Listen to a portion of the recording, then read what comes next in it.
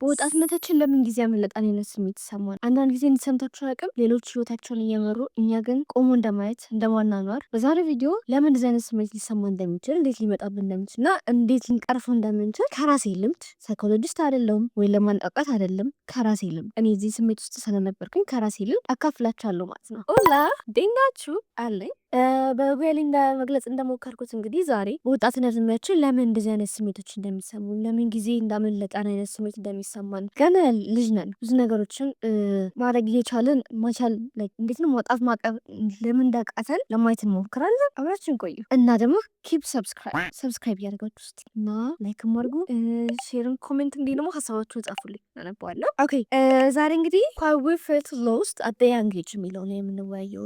እኔ ብዙ ጊዜ ሰማኝ የነበረውን ነገር ነው ለመናገር የፈለግኩት። ምክንያቱም በጣም ብዙ ወጣቶች እንደዚህ አይነት ስሜት ውስጥ ይገኛሉ ብዬ ስለማስብ ነው።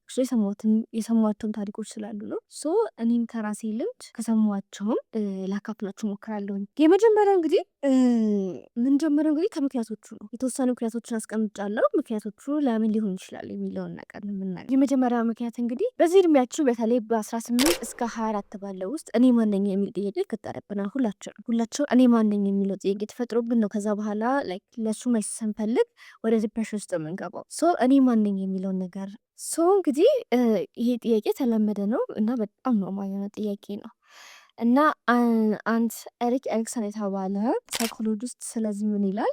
ይህ እድሜ እንግዲህ በአብዛኛው አይደንቲቲ ቨርሰስ ኤረር ኮንፊውዥን ብሎ ይገልጿል። ይህ ማለት ማን እንደሆነም የማወቅ ፍላጎት ነው። ማን እንደሆንክ ማወቅ ትፈልጋለህ የሚለው እና በዚህ እድሜያችን ላይ በጣም የተለመደ ነገር ነው። ብዙዎቹ ሰዎች በጣም የተለመደ ነገር ነው።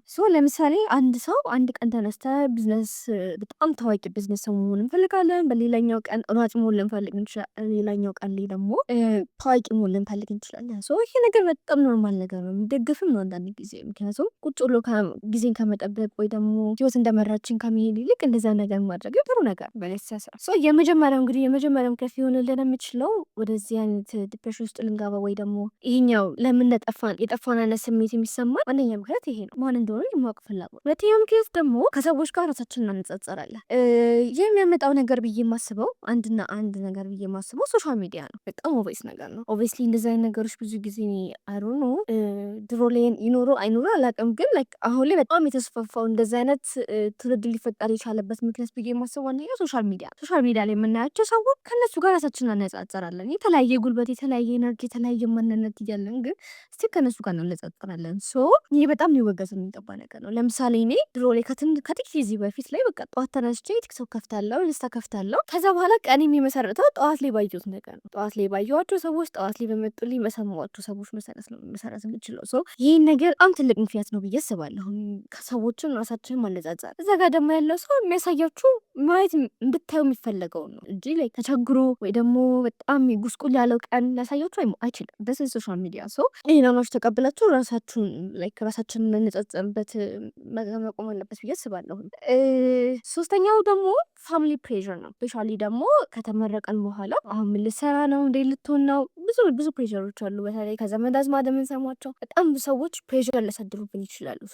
ሌላኛው ምክንያት ይሄ ነው። እንግዲህ እንደጠፋን ይሰማናል። ሰው ሁላ እስካሁን ቁጭ ብለሃል ሲለን ሰው እንኳን ኖትስ እያደረገው ነው ብለን እናስባለን። በጣም የጠፋን ያክል አይነት ስሜት ይሰማናል። ሌላኛው አራተኛው ምክንያት ደግሞ ፌለር የሆነ በመጀመር እንፈልጋለን ግን ፍርሃት አለ። ብዙ ጊዜ እኔ ያጋጥመኛል። የሆነ ቢዝነስ ለመጀመር ፈልግና መክሰርን እንፈራለን። ይሄ በቃ ያለ ነገር ነው። መክሰር ያለ ነገር ሆነ ውስጣችን አምና አልተቀበለውም። አሁን ለምሳሌ አንዳንድ ሰው ቲክቶክ ከመሆን ይፈልግና ግን ካሜራ ይፈራል። ካሜራ ኢትሶኬ አፈራም ብቻችን እንደዚህ የምንቀርጸው ብለን እንኳን ብናስብ ሰው ምን ይለኛል የሚል ነገር አለ። የሚያቆይ ሰዎች ምን ይሉኛል፣ ለአንተ አይኖሩም፣ እነዛ ሰዎች ለአንተ አይኖሩም፣ እናንተ ናችሁ መስመሩት ህይወታችሁ። ይህን ነገር በጣም ሁሌ መናገር እንፈልገው ነገር ነው። እነዛ ሰዎች ለእናንተ አይኖሩም። ምንም ነገር አትፍሩ። እዚህ ምድር ላይ ምንም የሚያስፈራ ነገር የለም። በውስጥ ምንም የሚያስፈራ ነገር ቢኖር ለሰው መጨነቃችሁ ራሱ እዚህ ጋር ማሳየት ይቻላል። በጣም ለሰው እንጨነቃለን። ሰው ምን ይለኛል፣ ይዙንታ፣ ፍርሃት፣ እነዚህ ነገሮች ከህይወታችሁ በፊት ካላስወገዳችሁ ይሄን ስቴጅ እንኳን ብታልፉት የሆነ ሰዓት ላይ በጣም ከዛ ካደጋችሁ በኋላ ትልቅ 30 ዓመት ከሆናችሁ ካለፋችሁ በኋላ እነዚህ ስሜቶች በሌላ ወይ በመስሪያ ቤት በምናምን በብዙ ነገር በትዳር ውስጥ ሊወጡ ይችላሉ። እንደዚህ አይነት መወገድ ያለባቸውን ነገሮች ከአሁኑ ከስር እያጸዳችሁ ብትሄዱ መልካም ነው ብዬ አስባለሁ። አምስተኛው ነው የመጨረሻው ደግሞ ብዬ የማስበው ይሄኛው የኛ ችግር ሳይሆን የማህበረሰባችን እንደ ሶሳይቲ እንደ ሀገር ነው ብዬ ችግር የማስበው ነው።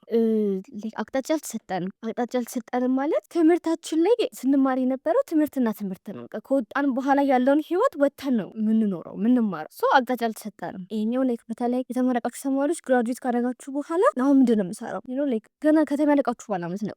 ይሄኛው አንደኛው እንደ ማህበረሰብ ችግር ብዬ ነው። ምክንያቱም እዛ ሰዓት ላይ ከነቃችሁ በኋላ የጠፋችሁ ይመስላችሁ። ሰው ሁላ ደግሞ በልጅነቱ ቢዝነስ የጀመረ ሰው ከእናንተ በታች ሆኖ መኪና ገዝቶ ቢዝነሱ በደንብ አድርጎለት ምናምን ስናይ እኔ ማንኝ እኔ ምን ጋር ነኝ ብላችሁ ማየት የምትጀምሩት ገና ከተመረቃችሁ በኋላ ነው። ይሄኛው አንዱ ምክንያት ነው ብዬ አስባለሁ። ይሄ እንኳን የኛ ችግር ሳይሆን እንደ ማህበረሰብ ችግራችን ነው። ምክንያቱም ቀጣይ ጀነሬሽን ላይ የኛ ልጆች ይህን ነገር እያጸዳንላቸው ብንሄድ መልካም ነው ብዬ አስባለሁ። አሁን እንግዲህ እነዚህ እኔ ካያቸው ኦብዘርቭ ካረኳቸው ምክንያቶች እነዚህ አምስቱ ናቸው። አሁን ደግሞ የረዱኝን ነገሮች ነው ስፔሲፊክሊ በጣም የረዱኝን ነገሮች ምነግራችሁ 3 ነገሮች ነው ምነግራችሁ የረዱኝን በጣም ከዚህኛው ስሜት በጣም እንደወጣ የረዱኝን ነገሮች ናቸው ከራሴ ኤክስፔሪንስ ማለት ነው። የመጀመሪያውና ዋነኛው ነገር ብዙ ጊዜ እንደዚህ አይነት ስሜቶች ስንሆን እኔ አሁን ለምሳሌ የነበርኩኝ ጊዜ ምንድነው የሚሰማኝ እግዚአብሔር ለምን ለሌሎቹ እየሞከሩ እየተሳካላቸው ለምን ለኔ ይላሉ። ሁልጊዜ ጥረት እኮ እያሳዩ አይደለም በቂ ጥረት እያሳዩ አልነበረም፣ ግን ለምን ለኔ ብዬ የሚጭቁላት ውስጥ ነገር ይመጣል። ለምን ለኔ እያለ ከእግዚአብሔር ጋር እንጣላለን። ያን ነገር ለማስቀረት ደግሞ ጸሎት መጸለይ አለብን። ሁልጊዜ ጸልዩ፣ ስለምትፈልጉት ነገር ጸልዩ፣ እንዲሳካላችሁ ስለምትፈልጓቸው ነገሮች በሙሉ ጸልዩ። ከእግዚአብሔር ጋር ከምታምኑት አምላክ ጋር ኮኔክት እንደማድረግ ሰላም የሚሰጥ ነገር የለም በዚህ ምድር ላይ። የምታስቧቸው ነገሮች ሁላ እዚህ ምድር ላይ እስካሉ ድረስ ካመናችሁበት በቃ ኤግዚስት ያደርጋል። ኤግዚስት እስካደረገ ድረስ ፖስብል ነው ማለት ነው። ሰውን እየኖረ ከሆነ ያንን ህይወት በቃ እኛ የማንችልበት ምንም አይነት ምክንያት የለም። ለእንደዚህ ደግሞ ለማድረግ መጀመሪያ ጸሎት ማድረግ ነው። በቃ መጠየቅ፣ ጸሎት ማድረግ፣ በደንብ ጸሎት ጸልዩ። በጣም ከእግዚአብሔር ጋር ከምታምኑት አምላክ ጋር በጣም ኮኔክት ለመሆን ሞክሩ። እጅግ በጣም ይጠቅማችኋል። በጣም ይጠቅማችኋል። ሁለተኛው ደግሞ እኔ በጣም የጠቀመኝ ነገር ራስን ለማነጻጸር ሶሻል ሚዲያ አሁን ለምሳሌ ሶሻል ሚዲያ በጣም እጠቀምበት አሁን ቀንሻለሁ። ኦልሞስት ወደማ እየጎዳኝ እንደሆነ አንድ ነገር ካወኩኝ ለምን እጠቀመዋለሁ?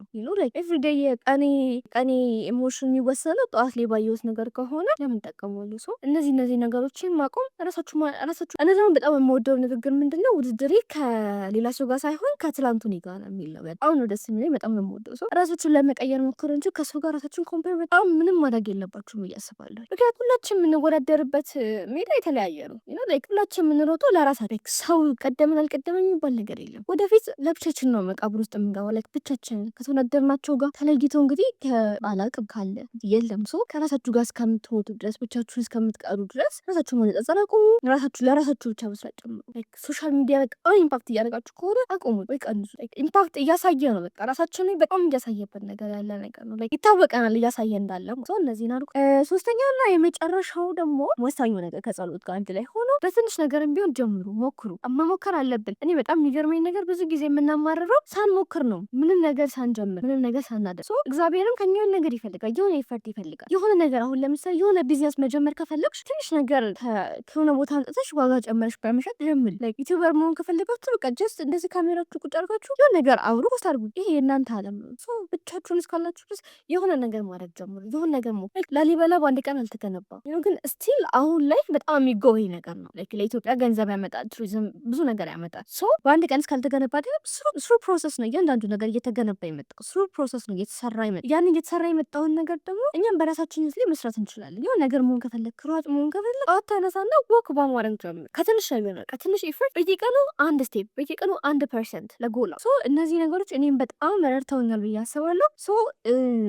በዚህ እድሜያችን ላይ የመቆም አይነት ስሜት ከተሰማን እናንተ ብቻ አይሰማችሁ። መጥፎ ስሜት አይደለም። መጥፎ ስሜት የሚሆነው ያን ነገር አምነን ተቀብለን መኖር ስንጀምር እና በዚህ እድሜያችን ላይ መሞከር የሚለው እኔ መኮርኳቸውና እየሰሩልኝ ያሉ የተለያዩ ስራዎች አሉ። በቀጣይ ቪዲዮዎች ለማሳየት ሞክራለሁ። አብረን ለመማማር እንሞክራለን ማለት ነው። በአጠቃላይ እንግዲህ እናንተ ብቻ የሚሰማችሁ ስሜት አይደለም ማለት ፈልጋለሁ። ብዙ ሰዎችን ብዙ ወጣቶችን ብዙዎቻችንን አትሊስት አሁን ያለፋችሁ እንኳን ካላችሁ ያለፍንበት ሰዎች አለና ጸሎት አድርጉ በደንብ 1% ኤቭሪዴይ የሆነ ነገር ጥቅጥቅ እያደረጋችሁ ለማለፍ ሞክሩ። የዛሬ ፕሮግራማችን ይመስል ነበር። ከወደዳችሁት እንግዲህ ላይክ፣ ሼር፣ ሰብስክራይብ ማድረግ እንዳይረሳ። ሀሳባችሁን ኮሜንት ላይ ጻፉልኝ። ጠይቆን ትፈልጓቸው ጥያቄዎችን ካሉ ኮሜንት ላይ ጻፉልኝ፣ እመልሳለሁ። እንግዲህ ዛሬ ፕሮግራማችን ይመስላል። ላይክ ማድረጋችሁ እንዳይረሳ፣ ሼርም አድርጉ። ወዳችኋለሁ። ባይ ባይ።